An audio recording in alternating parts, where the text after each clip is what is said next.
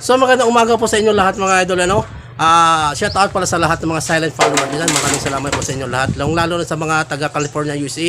Magandang umaga po sa inyong lahat sa ating mga OFW. So mga idol, ano, mayroon tayong i-interviewin na isang bata tapos hindi siya nakapagtapos dahil sa kahirapan. Nagtatrabaho po siya dito bilang isang construction, minsan din lumalaot na namimingwit ang isda. So samahan niyo ako mga idol. Ayan po mga idol, ano, ito po si Romnick, ang batang construction worker nang nagtatrabaho po siya dito bilang helper po dito sa bahay ng kapatid ko. So tinatanong ko siya kung anong hanap buhay niya, kung kumpleto pa ba silang magpamilya. So ito ba mga idol, kumusta ka? Okay naman? So bakit ka nagtrabaho dito? Wala kang trabaho para kumita. So kumpleto pa kayo magkakapatid? Nanay tatay mo? Wala na nanay. Wala nang nanay, saan pala nagtatrabaho?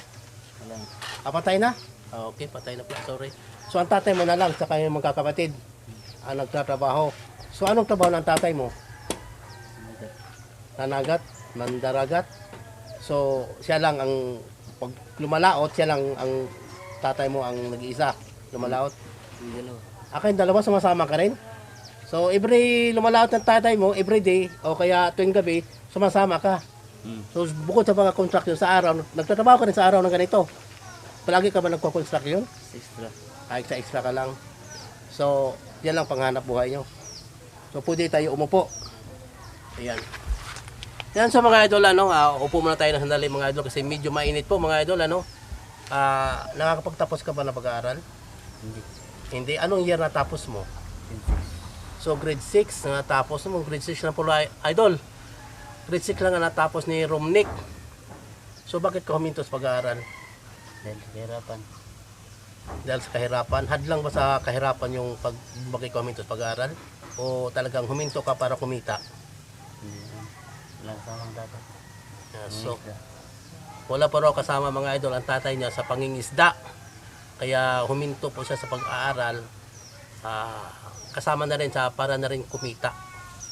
Yan. So, ilang kayo magkakapatid? Hello. 8 kayo magkakapatid. So wala na nanay mo, kailan magkakapatid, 8. Kompleto pa kayo mga kapatid?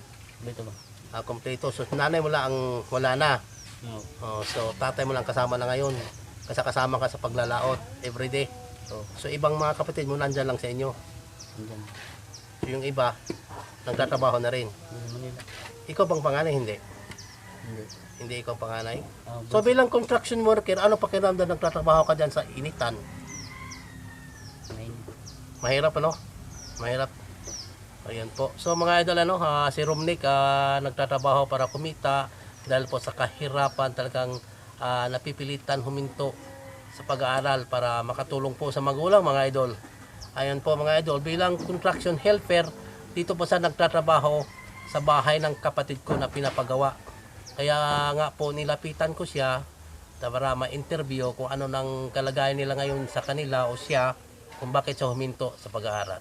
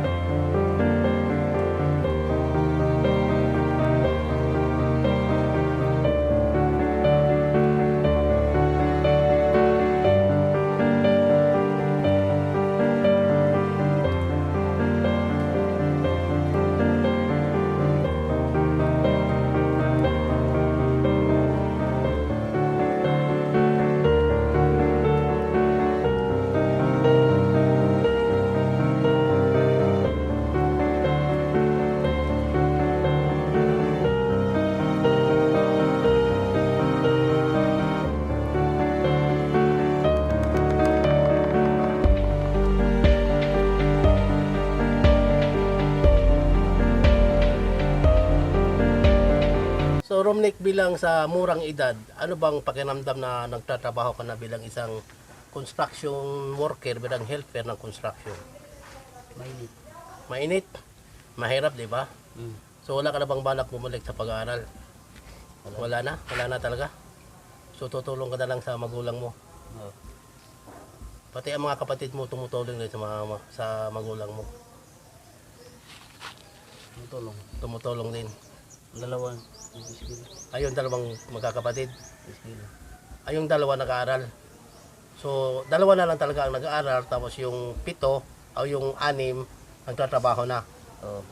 Ayun. So mga idol, dalawa na pa daw ang nag-aaral sa magkakapatid. Sa kanilang magkakapatid na 6 sila nagtatrabaho.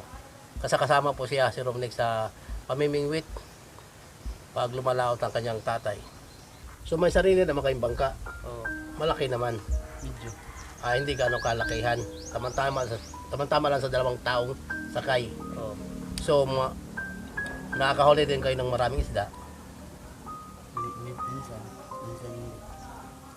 So madalas naman kayo nakakabinta. Mga tag ilang kilo. Oo. Ayan. So mga idol, sa murang edad mga idol, hirap daw na magtrabaho ng construction. Saka wala na po siyang balak bumalik sa pag-aaral dahil sa gawa ng hirap ng buhay. Saka tutulong na po daw siya. Tutulong lang daw siya sa kanyang tatay sa lumalaot, namimingwit ng isda. So mga idol, maraming salamat po sa inyong lahat. Maraming salamat sa iyo, Romnick. Salamat ha. Tapos, ayaw mo talaga bumalik pag-aaral. Ayaw na talaga. Ayan, so shout out pala sa lahat ng mga silent followers ko dyan, mga silent viewers ko dyan, lalo na sa mga taga California, USA. Maraming salamat po sa inyong ma'am, sir. Maraming salamat po sa inyong lahat sa pagsubaybay ng aking YouTube channel. Naway, mabigyan pa tayo ng healthy sa mga ganda sa ating, sa Bisaya. Maing panglawas pa, kumbaga sa Bisaya. So maraming salamat po sa inyong lahat. Salamat po.